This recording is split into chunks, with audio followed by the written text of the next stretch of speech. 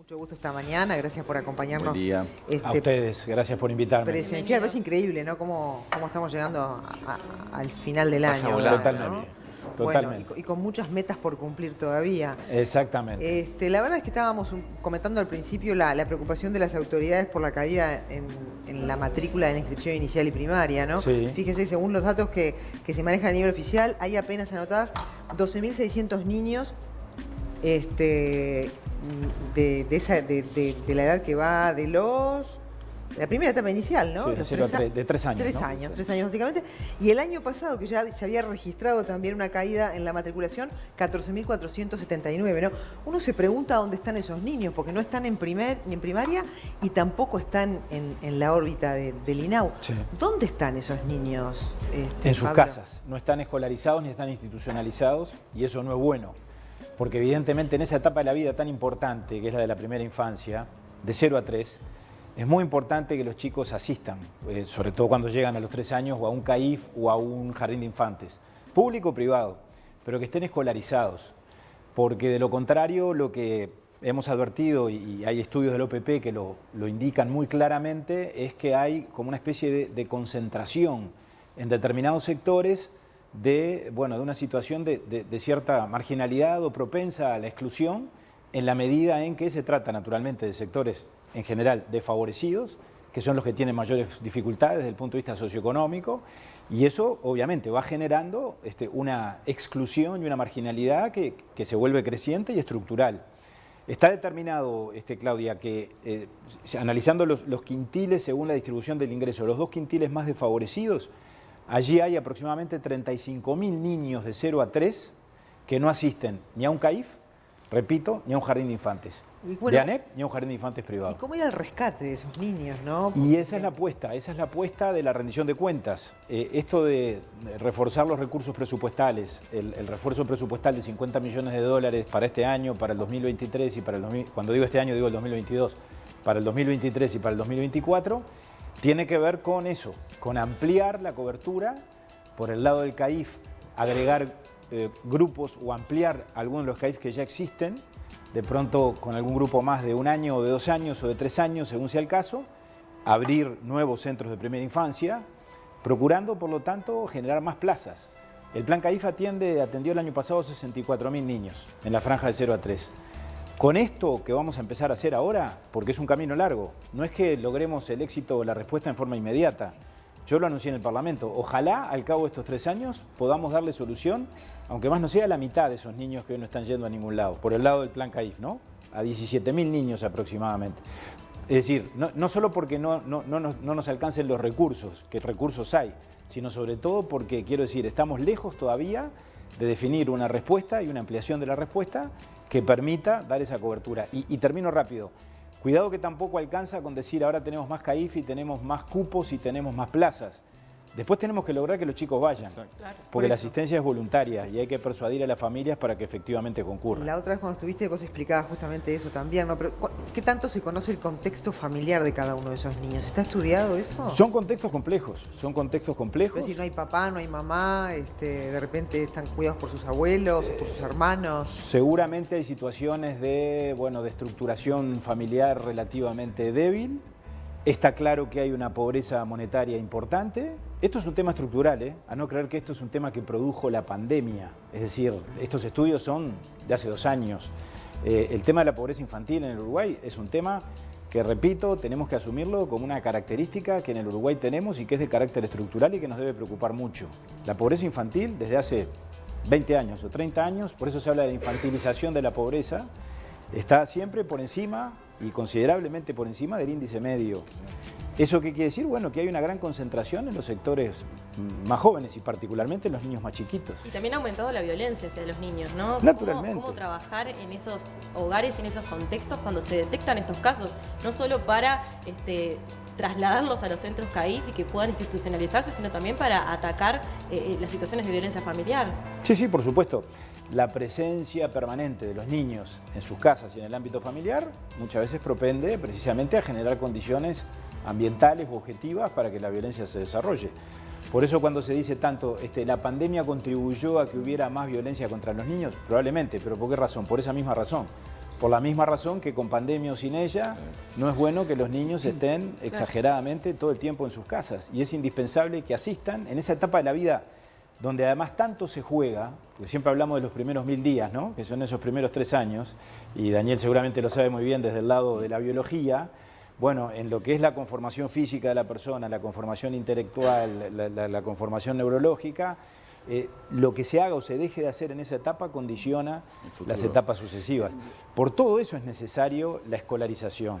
Para la prevención de las violencias, Jimena, lo que tú decías, ¿por qué razón? Porque la violencia contra los niños está absolutamente demostrado, se practica de puertas adentro fundamentalmente. En más del 90% de los casos registrados por el CIPIAP, por el Sistema Integral de Combate a la Violencia contra los Niños, tienen que ver con situaciones familiares. La forma de detectar esa violencia, porque es muy difícil entrar a las casas, o no se entra a las casas, no se inspecciona, ¿no? El ámbito privado. Pero la forma de detectarlo muchas veces que es, bueno, o cuando hay conocimiento de algún vecino y llama a la línea azul, o si no, cuando ese niño va al CAIF o va al jardín de infantes y ahí se advierten signos, ¿no? O de violencia física o de violencia emocional. Yo te quería preguntar, más allá digo, de las plazas que obviamente se van a aumentar, del trabajo social, que obviamente esto es a largo plazo, siempre el trabajo social, porque trabajar con las familias no es algo que se define de un día para otro y se logren cambios de un día para otro. Capaz que lo que voy a preguntar suena un poco violento, pero no podría, primero, ¿por qué no instaurar la obligatoriedad de la escolarización a esa edad tan temprana cuando estamos hablando justamente del embarazo de la mamá y esos primeros 3 años como fundamentales que condicionan la vida, todo el resto de la vida de ese niño? Eso por un lado. Y lo otro, que capaz que puede resultar un poco rechinante, es decir, bueno, ¿y no se puede condicionar algún tipo de prestación económica a que el niño realmente vaya a un centro educativo? Porque digo, si no, me parece que esto es todo como que ponernos a trabajar en terreno a largo plazo y el tiempo va transcurriendo y las cosas no cambian, porque en los hechos las cosas no cambian. A ver, sobre lo primero, es un debate, es una discusión. Creo que sobre eso los técnicos en materia educativa deberían pronunciarse, debe haber argumentos a favor y en contra. Por alguna razón el límite se puso en los 4. Si es razonable o pertinente bajarlo o no, no me animo a dar una respuesta categórica, lo digo con toda honestidad, pero es un tema que por supuesto está bien que se debata. Y sobre lo segundo, coincido plenamente contigo. O sea, tenemos que buscar todas las herramientas y todos los instrumentos para persuadir a esas familias de que efectivamente se integren al sistema, de que lleven a los niños. Muchas veces las madres dicen, no, está mejor conmigo, lo tengo conmigo aquí en casa, lo protejo, le doy seguridad, lo alimento. Pero no alcanza con eso, no alcanza con eso. Es decir, lo que un niño recibe en el CAIF en términos de la estimulación temprana, en términos de las experiencias oportunas, ya de 0 a 1, ¿no? Claro. Hay un programa, el Plan CAIF. El Plan CAIF es una maravilla. A medida que uno lo va conociendo y lo va profundizando en él, se da cuenta de lo que se trata. No es como ir a la escuela simplemente, que es importantísimo ir a la escuela. Pero allí hay digamos, un abordaje desde el punto de vista de la psicomotricidad, son otras variables. Las experiencias oportunas con los bebitos de 0 a 1. Bueno, todo eso se va adquiriendo desde los primeros días de vida. Entonces, eso es lo que hay que estimular. ¿Con qué herramientas? Con todas ellas. Por ejemplo, nosotros ahora acabamos de, lo hemos comentado con ustedes, de promover una prestación que antes no existía, que es una prestación económica temporal para aquellas familias que tienen debilidades económicas y que por esa razón quedan en situación de marginalidad y no mandan a los niños al CAIF y eventualmente después deriva todo eso a esas situaciones de violencia o de negligencia, porque violencia no es solo castigarlo físicamente, es no cuidarlo, es no atenderlo debidamente, es caer en la negligencia, en la omisión. Bueno, para trabajar con esas familias muchas veces la asistencia económica resulta necesaria, no en términos de asistencialismo, pero en términos sí de, mientras hacemos un seguimiento con los equipos de territorio, con los equipos del propio CAIF o con los equipos de INAU, de las distintas regiones de Montevideo del interior, contar con una herramienta de esas características que empieza a regir ahora, yo creo que es un elemento más.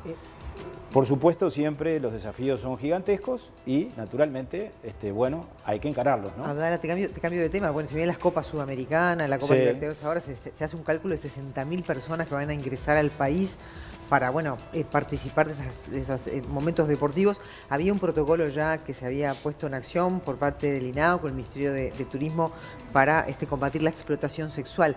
¿Cómo se viene trabajando ya con la inminencia de estas fechas? Se viene trabajando con mucha intensidad. Tuvimos reuniones la semana pasada, en el día de ayer, también una reunión en el ámbito del CONAPES, que es el Comité para la Reeducación de la Explotación Sexual, con el Ministerio de Turismo en forma muy activa, Claudia. Efectivamente firmamos un convenio con el Ministerio de Turismo, pensando no en las finales de la Copa Sudamericana y de la Libertadores, pensando en la temporada estival, en todo lo que implica prevenir este tipo de conductas en determinadas zonas y en determinadas épocas. Por ejemplo, en las zonas turísticas, en la etapa estival, no en el Uruguay. En todo el mundo, se ambientan allí también las condiciones como para que este tipo de prácticas se realicen. Estamos definiendo y en pocos días va a haber noticias, seguramente en el correo de esta semana, un protocolo específicamente para las dos finales, es decir, protocolo. Pero ¿cómo se va a trabajar físicamente, digamos, y geográficamente, ¿no? Claro. Porque habrá zonas de influencia. Totalmente. Que son de repente más riesgosas que otras. ¿Están determinadas esas zonas ya? Sí, CONAPES por supuesto que tiene georreferenciado el tema de la explotación sexual y las zonas turísticas, las zonas de frontera, las zonas donde se desarrollan determinados emprendimientos, como toda la región de UPM, son zonas donde se pone la mirada con particular atención. En este caso específicamente para los eventos del 20 y del 27 estamos trabajando en protocolos, que la palabra protocolo puede ser muy ampulosa, pero son procedimientos y articulaciones entre los organismos y con los operadores privados. Por ejemplo, el sector de los hoteleros ha sido muy receptivo y está colaborando mucho y quieren ayudar y están en contacto con nosotros y con el Ministerio de Turismo de forma tal de definir que si en un caso concreto hay un indicio de alguna situación o un dato, bueno, ¿qué se debe hacer? ¿A quién hay que llamar? ¿De qué manera? ¿Cómo coordinar entre el Ministerio del Interior, INAU, la Fiscalía? En todo eso estamos trabajando. Probablemente haya alguna tarea de difusión o de entrega de material en los puntos de ingreso al país. Es algo que habitualmente se hace, no es que se haga ahora porque vienen 60.000 brasileños. Naturalmente, que venga tanta gente de Brasil o de donde sea, obviamente creo que debe obligar a estar atentos y prevenir, sin generar alarma, pero estar preparados por cualquier circunstancia. Y otra cortita antes del cierre que tiene que ver con la LUC. ¿Cómo afecta el proceso de adopción la posibilidad de que se eliminen los artículos 172, 185, 403 y 404, que de algún modo habían posibilitado avanzar en los tiempos de adopción, ¿no? ¿Cuáles son las modificaciones que caen, digamos, de esos artículos que mencionaste, los que están directamente referidos a la adopción son el 403 y el 404. Ajá. Yo, francamente, con total objetividad y no con el ánimo de ingresar en el debate político, creo que la derogación de esos artículos sería una muy mala noticia. Creo que ayudan mucho en el camino que, entiendo yo, tendríamos que coincidir todos, que es en la necesidad de acortar los tiempos en los procesos de adopción, porque la adopción es la alternativa única, pero la más completa, además de la única, con relación a las situaciones de ruptura de los vínculos de un niño con su familia original. Es la posibilidad de que ese niño pueda vivir en familia, es la posibilidad de que ese niño pueda acceder a todos los derechos, al derecho a vivir en familia, a los derechos filiatorios, a los alimentos, a los derechos patrimoniales, bueno, lo que todos sabemos.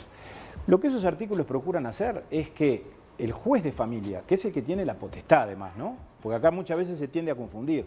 Yo reivindico mucho al INAU, que además lo represento porque soy su presidente, pero INAU no deja de ser un asesor de la justicia. El que tiene la potestad en materia filiatoria es el juez, y el juez competente, que es el de familia.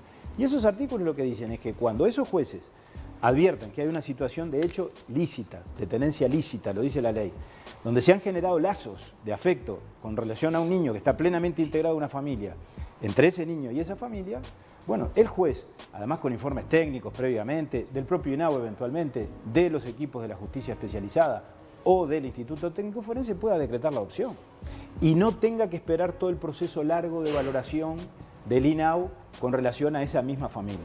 Pongamos un ejemplo claro, un niño que nunca pasó por el INAU, pero que por alguna circunstancia de la vida quedó a cargo de sus tíos o quedó a cargo de otra familia que por alguna razón se hizo cargo de él porque sus padres lo abandonaron o, bueno, se fueron del país o lo que fuere. Y se generó esa situación, entonces que esa situación pueda derivar rápidamente en un proceso de adopción. Es algo que además, porque los detractores de estos artículos dicen que con esto estamos violentando las garantías, que en realidad antes ya existía. Esto no lo inventó la LUC. Lo que pasa es que no estaba previsto en la legislación, pero los jueces, como tienen potestades, lo hacían igual.